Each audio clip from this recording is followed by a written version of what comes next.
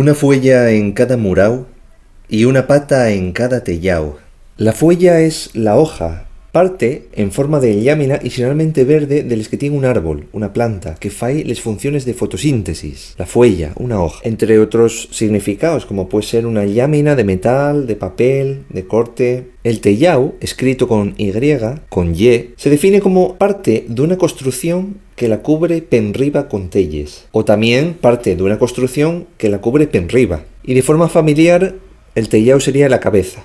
Por último, la palabra murau, capa de rozu de maizote con que se mura un corral, una calella, cuchu que se fai dempués de murar maizote, ruzu, el último cuchu que se saca de la pila, o l'espacio que hay delante de una casa. Este refrán nos indica la acción de echar rozu o maizote en un sitio para que faga cuchu, murar. Por ello, una fuella en cada murau, echar hojas para hacer estiércol, compost y una pata en cada tejado para sostener el techo de una casa. En ausencia de instrucciones para la vida, parece que gracias a la tradición oral se podían mantener las actividades rurales y de los pueblos. Curioso, ¿verdad?